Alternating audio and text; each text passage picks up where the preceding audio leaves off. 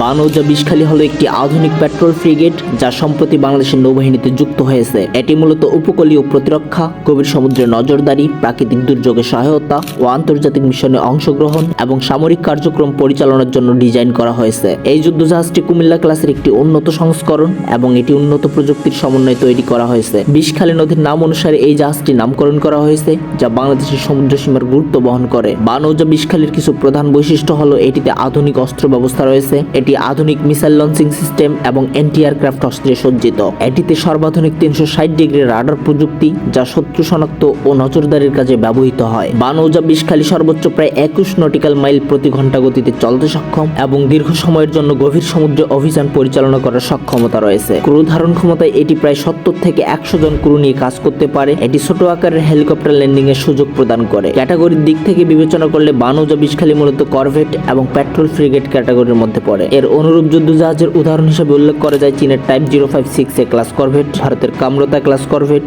মিয়ানমারের কিয়ান সিটু ক্লাস। এই যুদ্ধজাহাজগুলোর সঙ্গে তুলনা করলে বোঝা যায় বানৌজা বিষখালী এই অঞ্চলের সমুদ্র সীমা রক্ষায় একটি প্রতিযোগিতামূলক শক্তি। বানৌজা বিষখালী বাংলাদেশের নৌবাহিনীর জন্য কৌশলগত দিক থেকে অত্যন্ত গুরুত্বপূর্ণ। এটি সমুদ্র সীমান্তে নিরাপত্তা জোরদার করবে, গভীর সমুদ্রে অবৈধ কার্যক্রম যেমন মৎস্য শিকার বা পাচার প্রতিরোধে কার্যকর ভূমিকা রাখবে, বাংলাদেশের ব্লু ইকোনমি রক্ষায় সহায়ক হবে। ভবিষ্যৎ সামরিক চ্যালেঞ্জ মোকাবেলায় এটি আমাদের নৌবাহিনীকে এক ধাপে এগিয়ে নিয়ে যাবে। বিশেষজ্ঞদের মতে এর অন্তর্ভুক্তি বাংলাদেশের সামরিক সক্ষমতাকে আরো দৃঢ় করবে এবং এই অঞ্চলে একটি ভারসাম্যপূর্ণ শক্তি তৈরি করবে। বানৌজা বিষখালী শুধু একটি যুদ্ধজাহাজ নয়, এটি বাংলাদেশের নৌবাহিনীর আধুনিকায়নের প্রতীক। এটি আমাদের দেশের নিরাপত্তা এবং সমুদ্র অর্থনীতির ভবিষ্যৎ উন্নয়নে গুরুত্বপূর্ণ ভূমিকা রাখবে।